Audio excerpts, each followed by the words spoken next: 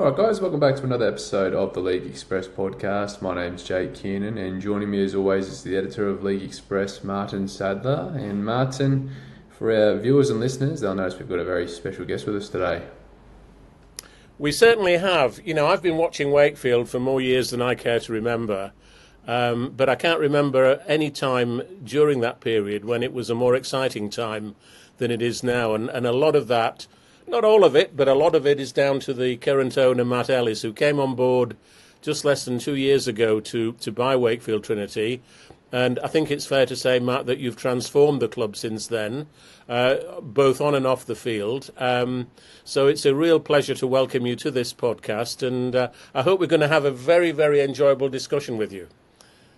Yeah, thanks, guys. It's I've watched loads of your podcasts over and listened to them over the years. So I'm looking forward to this one.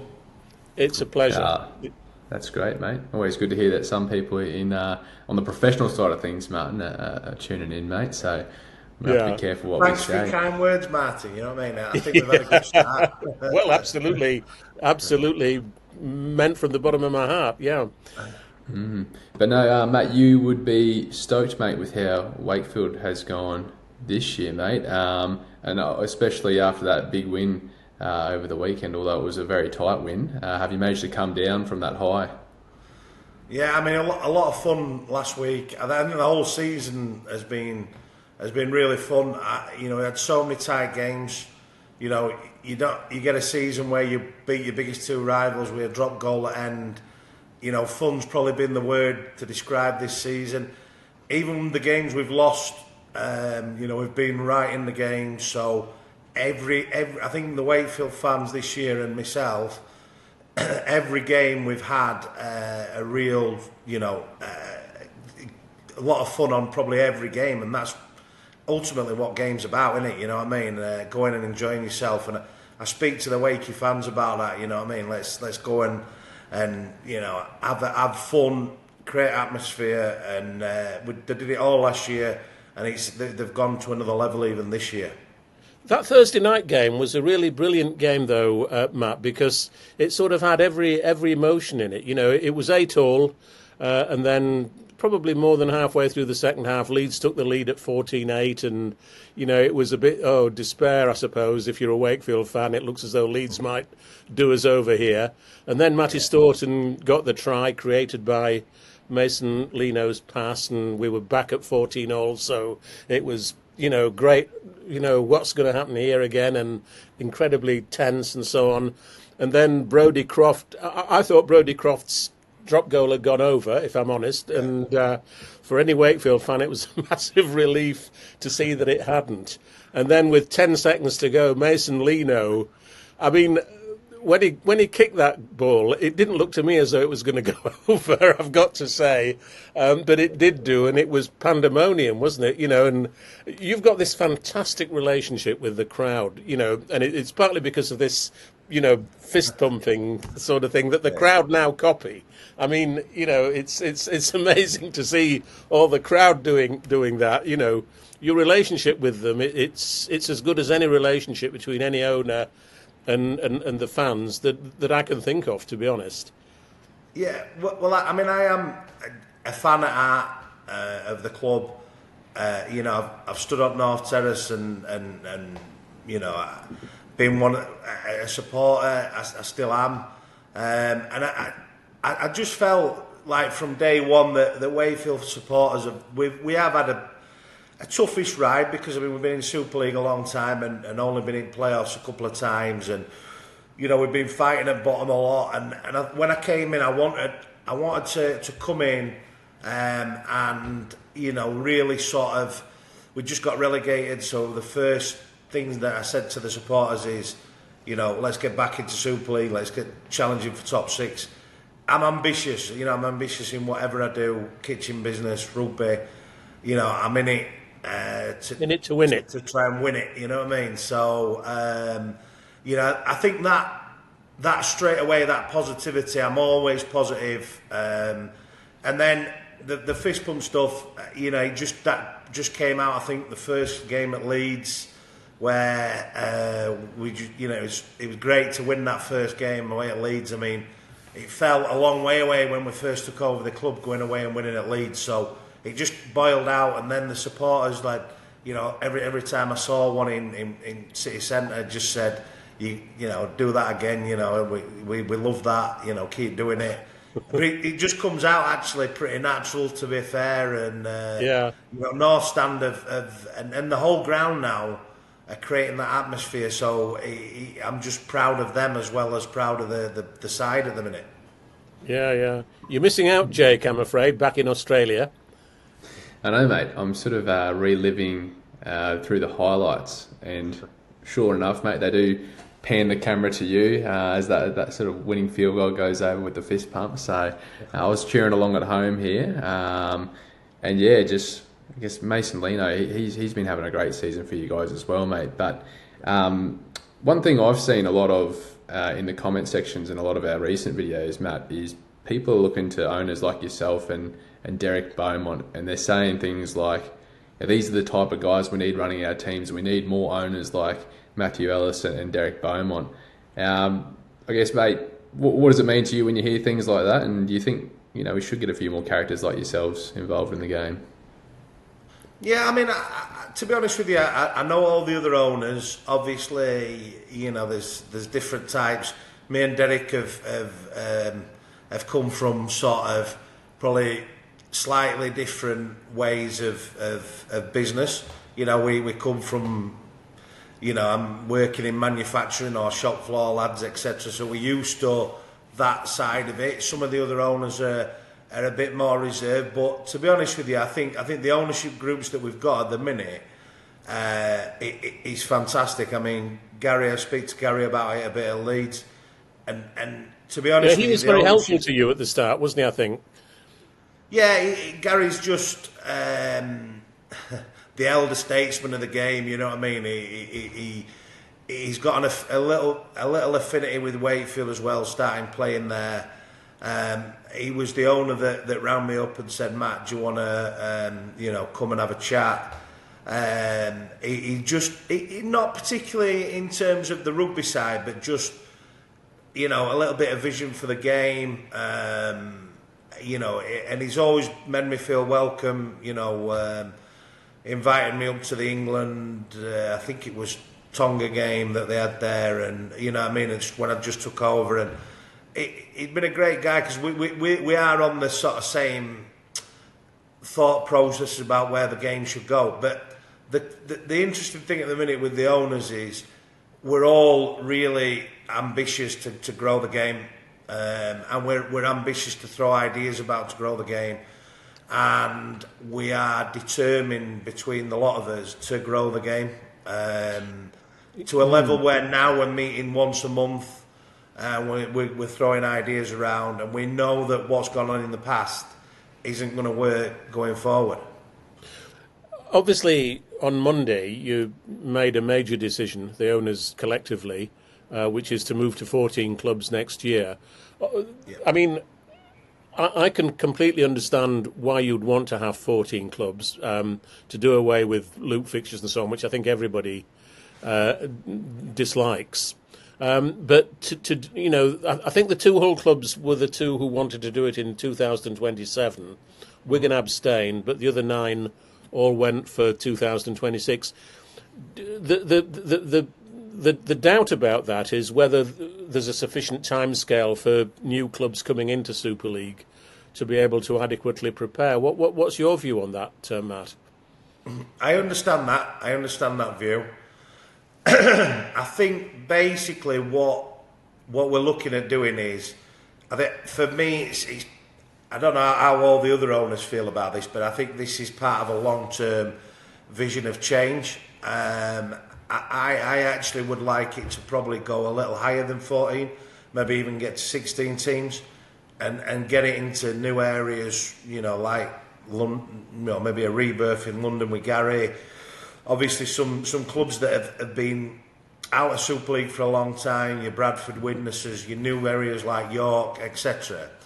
So I think what the owners wanted is to see a change happen now, to then probably go for a long-term vision. There's no point doing this if then we're just going to invite 2 new clubs in and they're going to not be able to be competitive at all. That might happen. That may happen year one, but I think there's a feeling amongst a lot of the owners that this thing of only 2 or 3 teams winning year in, year out needs to stop. Absolutely. And the future of the next 15, 20 years needs to be not 3 teams winning the comp. It needs to be more like, say, the NFL model, where it'd be nice if there was new names on the trophy, maybe 8, 10 teams in the next 20, 25 years. Absolutely. Lift it, because that's, I think, how you grow the game.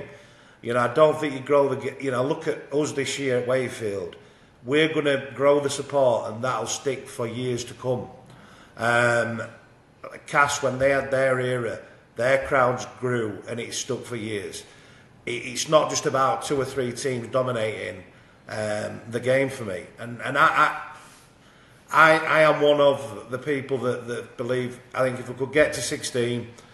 And I know that there's this idea about 27 games is the right amount of games to play, but if we could get it up to 30 and have 16 teams, 15 home, 15 away, I think that's perfect. You get a bit more utilisation in stadium, you're growing the game into new areas. York, London, Bradford, Widnes, Toulouse, they should be in the shout for me. And then do you support the French clubs, Matt? Are you supportive of the French clubs being in Super League? Catalans, yeah. I think Catalans have done the hard yards on it, for sure. Toulouse, I think there's work to do, because I don't think they're just getting the support over there. And it does provide a lot of cost to go twice. Yeah. For the English supporters. So Catalans, yes. Toulouse, I'd say to be proven, but it'd be great if we could do a model of, maybe we are reimbursed for the support that we take versus the support they bring here. I know it's not the be all and end all, but it does have an impact on the game when, say, Catalans get to a Challenge Cup final, or it does have an impact. But You achieved something really remarkable recently, and that is to sell out a home game when you were playing Catalans Dragons. Now, how the hell did you do that, mate? And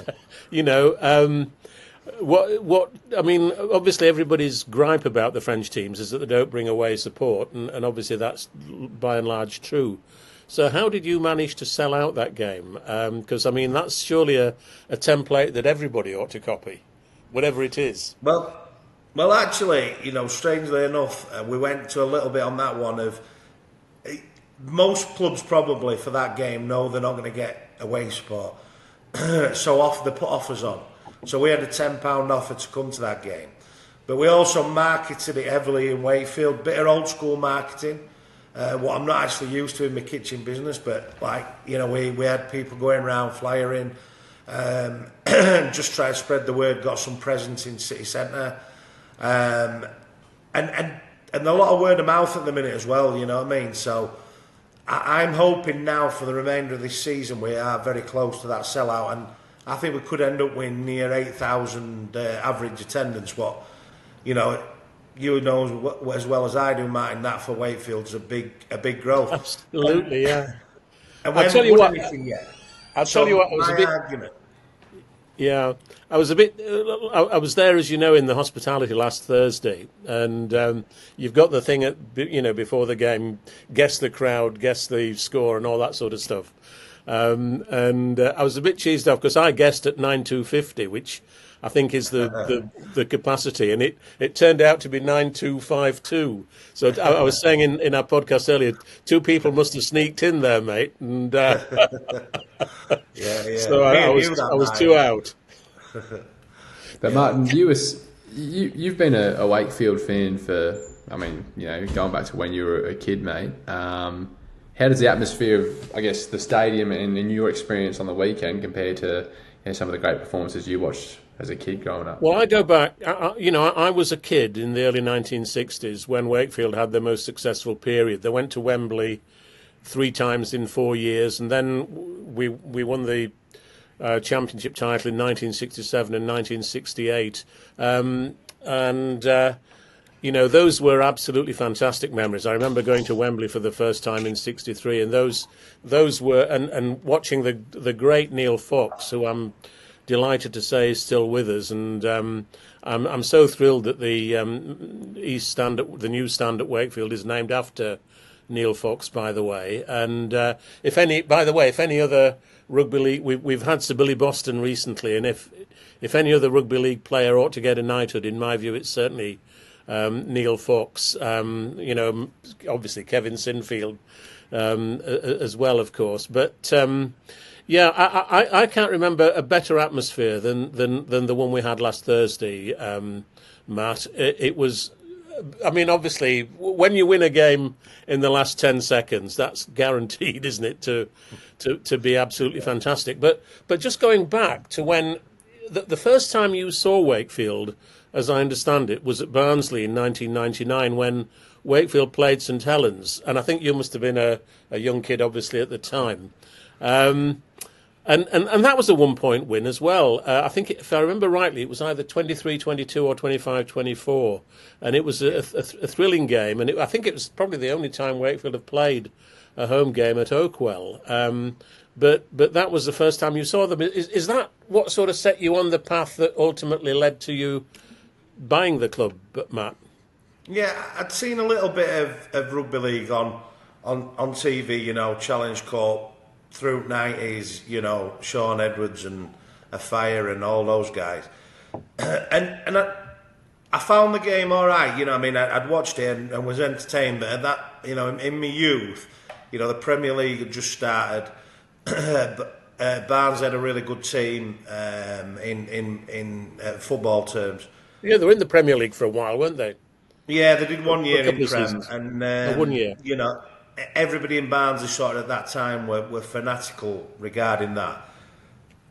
So I'd seen little bits and pieces of rugby league, but then when I went to that game, me and a couple of my mates went, and then we were like, when you see it live first time, and football had started just at that time, I think, to start changing.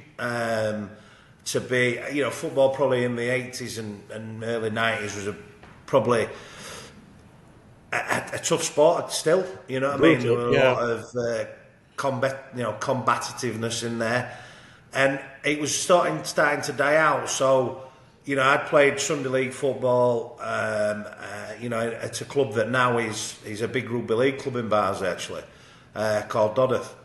So it was mainly football, and then we started going to the rugby, and then for probably maybe 5 years, we were going to the rugby and the football, and then football just sort of, for me and a couple of the mates, just died off a little bit. You know what I mean? It came probably too much about money. It came too much about. Maybe some of the overseas players influencing it with the diving and you can't. Yeah, a bit sterile. It lost a bit of that. And rugby league then, especially Wakefield started getting a better team. 2004, we had a really good team that nearly got to the grand final, or could have got to the grand final. It was that good with. Dimitri and all those guys, you know what I mean? So it just sort of took over, and I think football's bred into people or into communities, but I actually had that opinion of which one is the better game here, and in my opinion, it was rugby league all day long. I loved the old school atmosphere that was around that time, Wigan would have still been at Central Park and stuff like that, and Knowsley Road and all that. And I'm a big advocate for, the old school, give everybody the options. Some like to be hustle and bustle in the terraces, Some like to be sat in the like Wakey ground for me is perfect at the minute. It's not too big. You've got the east stand where you can sit down in comfort. You've got the hustle and bustle at north stand, and I liked all that. And I like the toughness of the game. And I don't not like football. I just don't think it's as good as entertaining to watch as rugby league. I just, especially now. I mean, they've got it's so tactical now. Is football, passing it at slow pace and yeah. You can appreciate the skill, but it's just not that exciting. Yeah, and I just can't. I just cannot understand. I've said this before. How I think football is ingrained in people, and I think the disillusioned football fan that has lost that because it's gone a bit sterile is a great market for us to go after. Yeah. And I think that is. I've been speaking to quite a lot of people who have come in from Barnsley now because they've sort of heard about our story. They thought they'd give it a try. They heard my story. They'd give it a try. We've done a few sort of like there was. A team of 20-30 came for a darts event that we did other month with Joe Cullen, one of the professional darts players, and I got talking to them all, and they started coming. That's great. So, and I think that Barnsley, for example, is a place that should really like rugby league. It's a tough working class place. They like a bit of atmosphere. They like a pint watching the game and stuff like that. There are sort of people, in other words. Yeah, exactly. Yeah, so, that's an area where we're going to target. I mean, I might do a game down the line, again down there just to see. See how it goes. St Helens again one day down there and sort of reenact that and try and do that.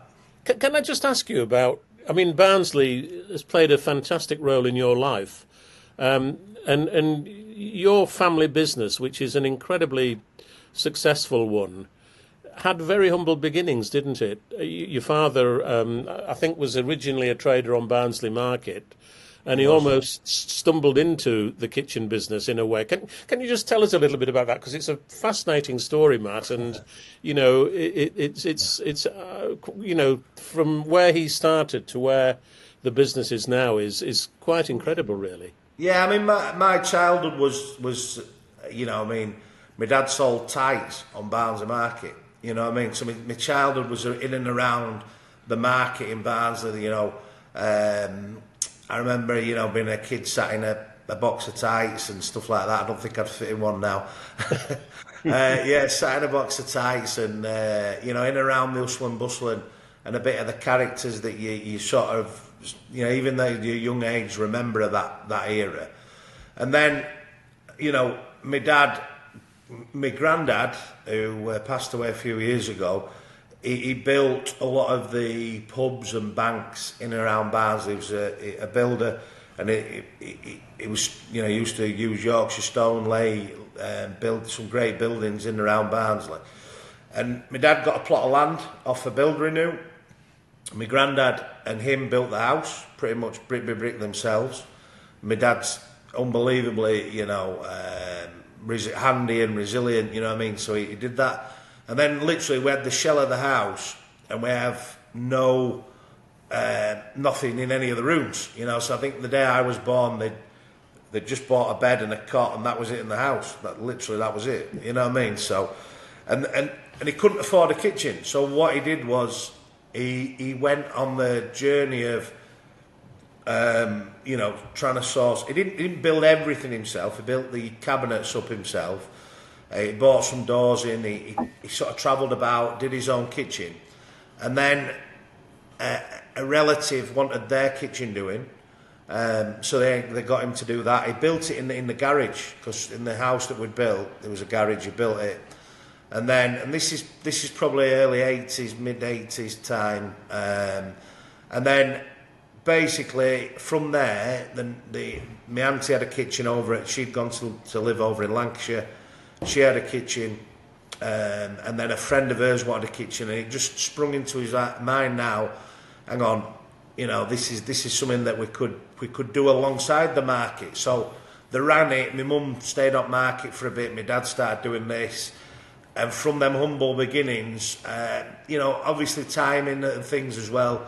The miners had just the miners' strikes had just gone on.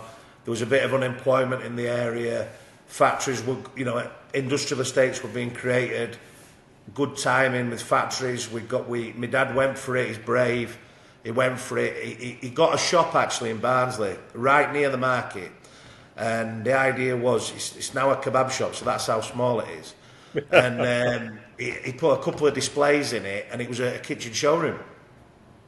Probably had three displays in it, and then the made kitchens in the back of that. What is unbelievable, because the size of it is probably like you know, it's not as big as you know, a lot of people's living rooms now. You know what I mean? So, and he put a little sort of saw and edge bander in there, and started making cabinets. An unbelievable story, you know. And I was in and around that from an early age.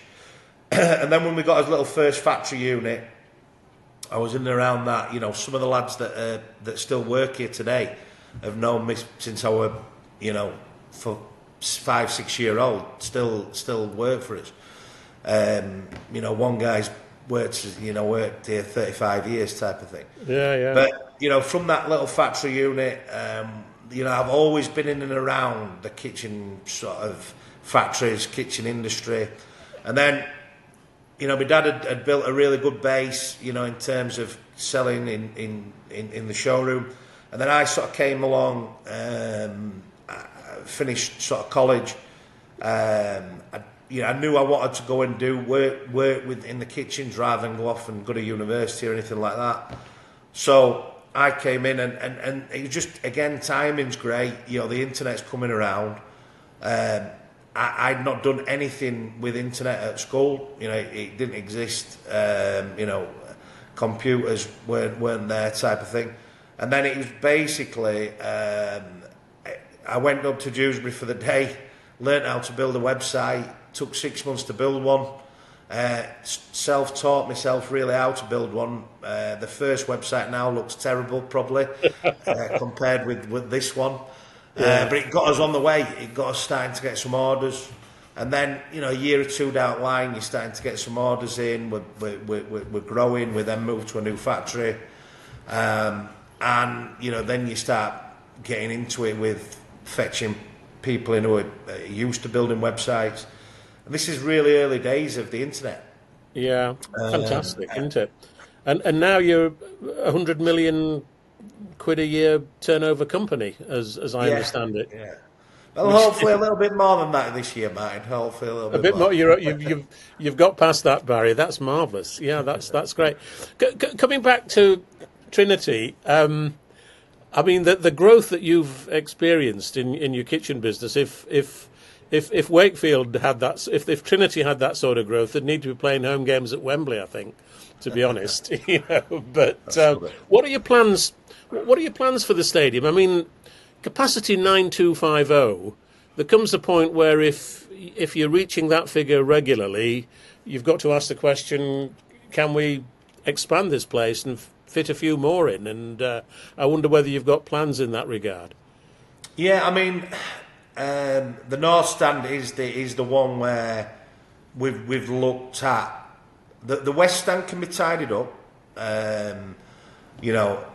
That's for people listening, the one across from the new stand where the away fans go. It can be tidied up, but it can't have a massive increase in capacity because the house is behind it. So this is where we're sat at the minute. The current project going on at the minute is the old, what a lot of old rugby league fans called the coach house or commentators. That is now getting redeveloped into a club shop and a cafe, and it'll form some hospitality on match day. That'll be great. That's got like a veranda on it type of thing that's going to be phenomenal. So that's the work that's going on at the minute. The North Stand, we have got plans to get that North Stand up. There is, I think it can get back up to 4,500-5,000 because that has a bit of space where that'd probably be the way that we'd probably have to go. It'd be nice to tidy the West Stand up because, don't get me wrong, that is the weaker part of the ground. But this is where we're at the minute in terms of deciding what to do next. And of course, Wakefield got unlucky with timings. The new stand that we had, that we built in a few years ago, we're building a really bad time in terms of what you get for your money. The cost of materials has all gone up. When I look back and Warrington got a new stadium for 15 million and stuff like that, and now for 15 million you basically get a stand. So I think we've looked at the North Stand getting it up. There is a cost to it. If we're confident we're going to be getting that week in, week out, we'll do it. But it's a little bit, let's just settle down, let's get these sellouts coming, and then we'll go for it. You know what I mean? Because the terracing that we put under the hospitality has paid for itself back again already. What's great, you know what I mean? We're a couple of 100,000 investment, and with the people we've had in it this year, we've sort of made money on that already. So that's great investment. The North Stand, it's a multi-million pound transformation on that. The roof needs to come up. I think you're talking between 2 and 3 million to take that out. Yeah, wow. But if the fans are there, we'll do it. So we just got to get those fans there week in and week out, mate, and sky's the limit, eh? Yeah. I mean, we've upped it, Jake, we've upped it from the day we come in. It was more like 7,000. We're now at 9,250. Cost of improvements that we've done to barriers, to the terracing. We redeveloped, we reshaped the front of the North Stand last year. So, but it's a good question, Martyn. It's if we are like OKR are selling out each home game, I think that we've got to do it. Yeah. Of course, it's interesting to note, isn't it? The highest crowd ever was about 38,000 back in the pre-war days, when they'd just pile people in on top of each other. And I don't think we'll ever get anywhere near to those days again. But anyway. Well, the hospitality unit is the other one. I love the hospitality unit, the view. I've been on the top floor in there. That is a totally unique view of rugby. You're 4 stories high and you're at pitch level. You're so close to the pitch. So that is a great view of rugby. You've got City of Wakefield in background. That is the box holders up there have got a really good view. But that would be if we ever could get past, say, up to let's go for it and go get 13,000-14,000. That'd probably have to come down or move back or what have you, and then. It's not the easiest ground to work out the best way to do stuff, Martyn, that one. No, I mean, there was a debate some years ago about whether Wakefield should move out to a new stadium, and there were plans made, weren't there, that never came to fruition. Would you have gone for that if you'd been around at the time? Good question. Part of me says yes, part of me says no. I love the history of being at this ground, but I see advantages in the new stadium, but I see new stadiums that are sometimes a bit soulless. I think if Leeds were lucky with Headingley that they had a biggish site that they could keep a bit, that they could modernise but keep the bit of the old history there. I'd probably say no, but I wish we could extend. Ours had a bit more opportunities to grow, because you think our opportunity to grow might be we'd have to take the hospitality unit down and then build a terrace on there, and then you lose that really good hospitality. So you spend loads of hours thinking about what's the best way to go forward to get capacity up, but we probably do need to get it up. I think if we ever get over the line and get to Challenge Cup finals and Grand Finals, I've said from day one is the ambition.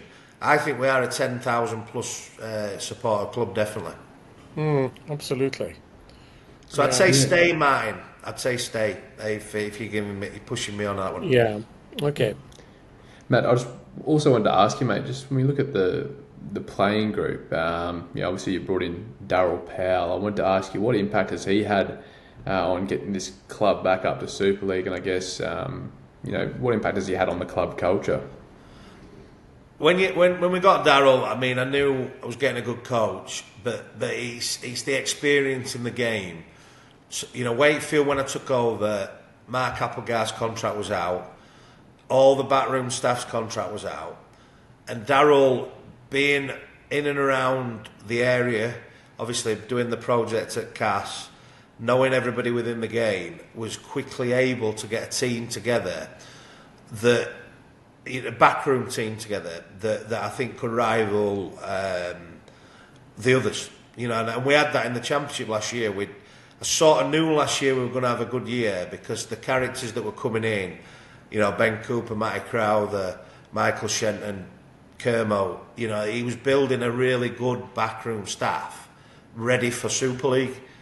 And that's what Darryl brought to it, that Mark Applegarth, a great guy, I think he'll be a great coach.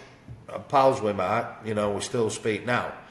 But at the time, inexperienced, we had a lot of injuries, we had a lot of fitness issues, I think, the last year in Super League in 23.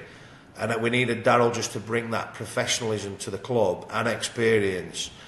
And I knew we'd got a top coach. Every year he was at Cass, I thought they'll get in top six. They'll get in top six every year. What is great for Cass, because I think Darryl, I just felt he'd got him so well organised, well drilled, well run club, and that's what I wanted here. You weren't worried about the fact that he'd had a struggle at Warrington? No, because I'd seen what he'd done at Cass. Warrington. No, I didn't have that. I got in such high regard from the job that he'd done before at Cass, and Warrington is, it's a bit of a graveyard for some coaches, isn't it? You can go there and it's not the easiest job. I'd just seen how well he'd run Cass, and I'd wanted him from way back then. I like Rowley as well. I thought Rowley was a coach that I'd have liked to have worked with, but I think it's Darryl's knowledge of the area, knowledge of staffing of the area as well, and he just feels a really good fit and for us. And I got on with Darryl really from day one. When he came to my offices. Yeah, my nephew, who's a great Wakefield fan, as we've said, he tells me that one of the crucial guys in your organisation is Steve Mills, your recruitment manager, who's bringing in players, encouraging the club to sign players who are giving terrific value for money.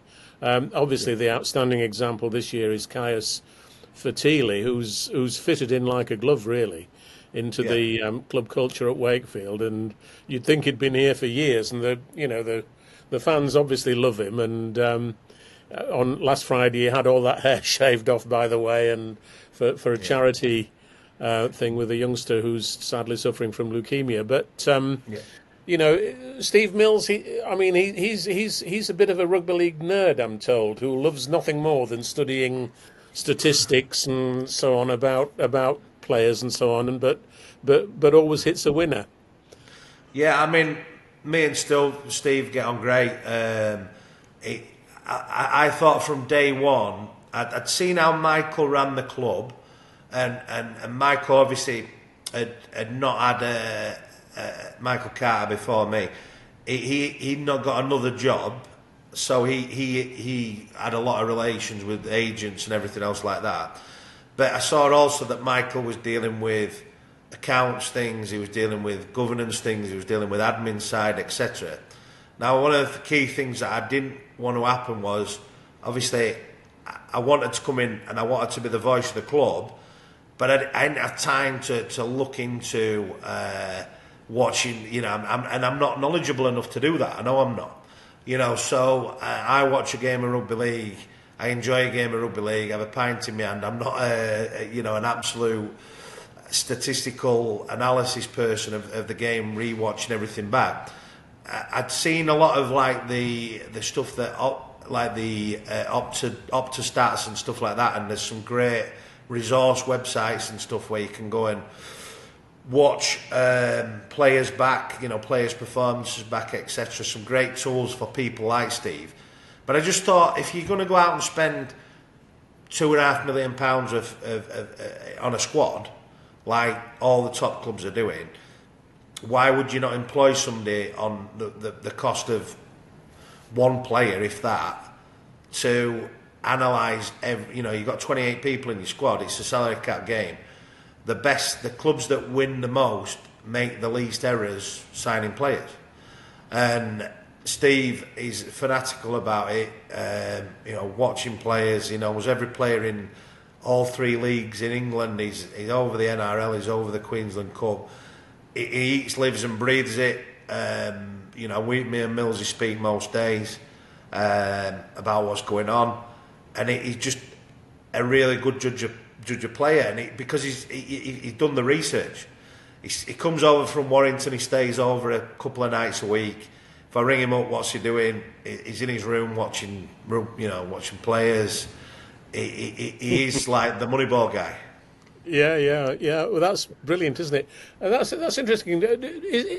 Would that approach be true of most clubs in Australia, Jake, do you think? Because, I mean, people always say that, for example, South Sydney signed Lewis Dodd simply because he kicked that field goal to win the World Club Challenge against Penrith in 2023, and they've ended up paying him a fortune and not picking him for most of their games.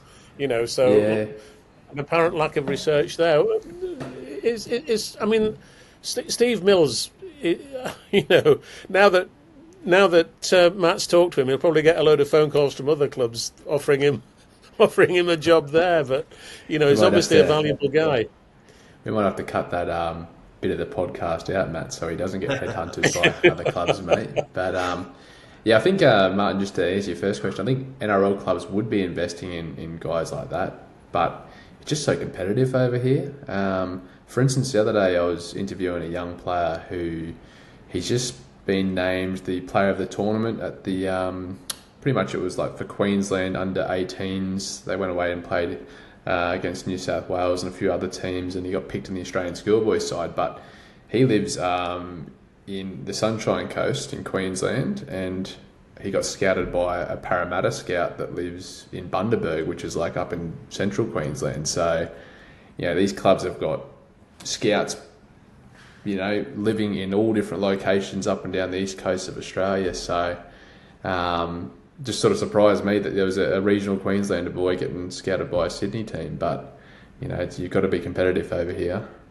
Yeah, that's one of the parts of the game that I'd be surprised if Steve Mills didn't know about him already. At youth level, though, I don't think we should be stealing players out of each other's areas. I'll be honest, I see it as there's more going from Yorkshire to Lancashire than I think is going from Lancashire to Yorkshire, and I don't think that's right. I think if Wakefield's going to grow the community game, we shouldn't be having players. We have just lost the top talent out of Wakefield over to Lancashire, and that is frustrating because we're working with that club, and I don't think that's right, to be honest. So I think I'm all for a competition, in signing players, and it's a dog-eat-dog world at top level, but I don't think it should be a 14, 15-year-old. You know what I mean? No, that's right. Although Premiership football clubs sign players as young as 7 these days, it seems to me, from what I'm told, and it's getting ever younger. Can I just move on to ask you about the sort of state of the game more generally, Matt? Obviously, Nigel Wood is now the chairman of the Rugby Football League. There's been a change in personnel at the top of the game. Obviously, you had the club owners meeting on Monday, and of course the crucial upcoming negotiation is with Sky for the next TV deal, assuming that we stay with Sky. And of course IMG are involved, and I dare say they will have a major role in that negotiation. I wonder what your feelings are.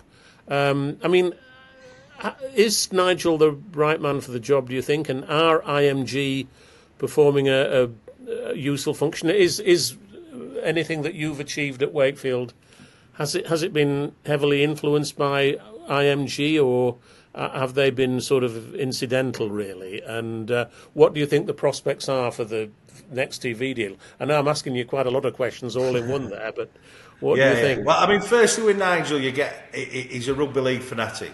You know, he's rugby league through and through. I know there's all the Bradford bias stuff and everything else like that, but if you go to a game, you know, Featherstone versus Gould, you know, I went to that game because my office is, I've got an office near Featherstone Ground, and I just popped down to see it, and Nigel's there. He's a presence in the game. He goes to 4 or 5 games a week. You can have a common sense chat about rugby with him. He's rugby league absolute through and through.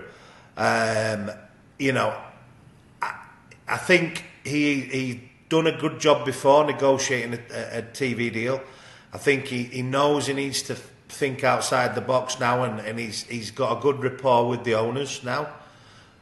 We are all trying to grow the game together. The Sky deal, I think, is nowhere near enough money that Sky are giving us for the game. I think this season has proved that we should, you know, that the sport is in a good place. I think there's been some great games. I think it's been a good Super League. It's in a good place, I think, on the field. I just don't think it's in a good place with the deal that we're getting. But you know, that's where maybe growing the league, we could start to do a deal where there's still a Sky presence, but there's also a presence with the Super League Plus app, maybe with a bit of BBC. So if you say you could get to 16 teams, for example, what my ambition would be, well, Sky could take 3 games a week, Super League Plus could take the rest. We could put exclusive content on Super League Plus. My issue with Sky is not the coverage. I thought the coverage on Thursday night, the overall thing, I watched it back last night, was brilliant. You know, they got Steve McNamara on and they talked well about the club and the game, and they did the Bill Arthur thing at the end. I thought it was all really well done. I just don't think the build-up to a weekend's fixtures is good enough. I think we should really be doing a preview show of this, building up rivalries, building up a bit of tension for the weekend. And I think if we can get a deal done where it's part Sky and part maybe a zone, or with somebody else, you know what I mean? If somebody else wants to come in and grow it, that's an option. But maybe part Sky, part BBC, part maybe Super League Plus, and put a lot of exclusive content and interesting and content on Super League Plus. Because I think Sky obviously have got all the airtime's football in it. So we just seem to get such little scraps of that. If we could do sort of UFC style press conferences once a month, where we have a bit of banter, a bit of drying up a bit of rivalry, I think we could sort of maybe get the fans involved in that. There's all sorts of ideas that I think could help grow. Do you think one of the problems, though, Matt, is that we're not good at getting our star players, you know, well known? I mean, if you talk to people who know nothing about rugby league, and you ask them to name any rugby league players, they'll probably still name Martyn Afire and Ellery Hanley, and you know, those sort of people, without knowing who the current stars are. We've just failed. Your club is actually very good at doing sort of internet pieces, you know, to promote the club and to promote your players, and that's great for your fans, of course. But we need we need to find a way of appealing to the more general public, you know, to give them the sort of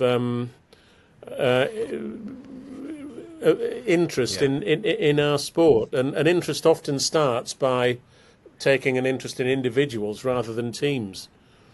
You've got to have I think the intelligence to know that, you know, I want to go to a game and not like Jake Connor for that game, but not be abusing him all week on social media. You know, you've got to have the rivalries, you know, between the clubs, but not heroes and villains, in other words. Yeah, but not go too far. I mean, this is the problem with social, isn't it? You know, it just carries on and on and on. Whilst the old school used to be, you know, you get booed at the game or whatever. You know, we do need the heroes and villains. You know, I would encourage all that. You know, if Jake Connor, you know, our social media guy had gave a bit of banter with Jake Connor last week. If Jake Connor, you know, ever does a winning drop goal to beat Wakey, I'd expect him to give it back. We've got to take it and give it, and not get too precious about it, and not get, you know, and see the fun side of that, and the you know, not be too prim and proper about everything. Just like let's have a bit of banter, let's have a bit of rivalry. Let's just not carry it on all week or on social media and everything. Let's just enjoy that. Yeah. It builds the game up, doesn't it? You know what I mean? Absolutely, it really does build the game up. Yeah. Well, I know when I was a kid, I used to love going to see, when Wigan came to Wakefield, I wanted to see Billy Boston, and I wanted to see, you know, their other star players. Brian McTiger was supposedly the toughest guy in the game, you know, and I always wanted to see Derek Turner belt him. You know what I mean? Which you know, I mean, nobody ever belted Brian McTeague, but you know, it was, as a kid in particular, when kids in particular love looking up to heroes, don't they? And or at least they did in my day.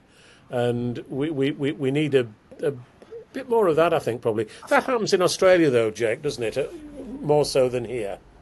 Yeah, I think so, mate. And it's also got to be up to the player as well. Like, the player has to want to be that face of the franchise and face of the game. It's a bit easier over here because there's so much exposure, but, you know, I think more and more players now are starting to release their own products and their own brands. I know Hudson Young at the Raiders at the moment, he's released his own like protein supplement. So I think there's a lot of players around the game at the moment that want to do those photo opportunities and start those businesses to get their name and brand out there, so they have something to fall back onto post-career. But there's so much potential in the Super League. Like, the talent in the game at the moment, you know, you look at your Bevan Frenches, who could walk down the streets of Manchester and not get noticed. You know, that baffles me, because in my eyes, I think someone with that talent should be recognised everywhere they go, right? But, you know, I mean, I think we made an error like the fine Darryl for his comments at Hull, but I think Wakefield Hull now going for the top six, that should be a rivalry that is built up now for the rest of this season. Absolutely. You know, and I don't see why we'd want to squash that, because obviously Darryl will not, you know, it'd be good if, you know, I mean, everybody remembers Keegan Ferguson type thing, don't they? Yeah, you know, 30 years ago. And it'd be good to get the pressure builds towards the end, you know, and I'm not saying that would have got to that, but we don't want to be fining coaches £1,000 every time they do the exact thing we're almost wanting them to do, what is create a bit of controversy. Yeah, I couldn't agree. That's absolutely right. You must have been delighted to see Huddersfield beat Hull last weekend, Matt, putting you in sixth place now. So it's onwards and upwards from now on. And St Helens are the next team to visit you. That's going to be an amazing game. Yeah, I mean, St Helens are the only team that have really we just haven't been able to have a go at. I mean, St Helens, when we went to them, they were like the Globetrotters, you know, every offload, everything just stuck. They were unbelievable. I think on their day, they are possibly the best team. I really do. I know they have their off days, and they're not where in the league where they want to be, but I've seen them twice. They were superb. So that's going to be a real interesting one. Have we grown from, because we played them right at the start of the season, have we grown as a club, as a team? Let's see how we go against them. And the thing with Hull is, I mean, it's great. You know, Hull have got new ownership. We've got new ownership. You know, it's going to be nip and tuck. Hull get surprise results, good and bad. So it's hard to predict exactly what what they're going to do. You know, you look at the fixture list, you think they'll win that one, they'll lose that one, and then they end up doing the reverse. So yes, it was a relief because I thought they've got Salford next, so I thought they'd beat Huddersfield and Salford. So I was happy with Kearnan. It was his birthday the other day. I was happy that he got the win there. It was good for us. I was going to ask you, Matt, because we're probably coming towards the end of the recording. But just, have you been tipped off as to when the new 2 clubs, potentially 3 if there's any other changes, but have you been tipped off on when those clubs will be announced? And the second part of the question is, are clubs frantically trying to re-sign their players now, knowing that there's 2 clubs coming into the competition? Yeah, I mean, I think the process will begin now. There is Jonathan Kane's involved in that process, who's done it before. The process has got to be, one of the caveats to it was, and this is sort of something that the 14 clubs, the 2 new clubs, need to be financially secure to come into Super League, and to be competitive and financially secure, either through own investment or commercial deals that they've got. So that is part of it. That was put in a little bit last minute on Monday, but in terms of a caveat for that. But I think there is 4 or 5 clubs that feel they're there now. So I think we will get to 14. I'm not sure who it's going to be. I think that's exciting in itself to see who it's going to be. Obviously, the overseas players coming in, it gives opportunity. I think it might move the market a little bit in terms of players that are at the clubs in Super League at the minute. I think it might shake it up because it's been a bit flat this year. I think this year compared to last seems to have been less transfer deals done, etc. We certainly have, because we sign players on longer contracts. So it might open the market up. Look, next year might be tough. It might year one, we can't say it's, let's not judge this on year one. Let's judge it on 2, 3, 4, 5 years down the line. And I'm hoping in 5 years we've got a Super League where every one of them teams starts the year thinking we've got a chance. Absolutely, it's the only way. That is the key thing, I think, to growing the game. I don't believe dominance of 2, 3 clubs will grow the game. No, and it never has done. I remember in the old days, Matt, when in the 1960s, we just had a 30-team league, all in one league, long before you were around, obviously.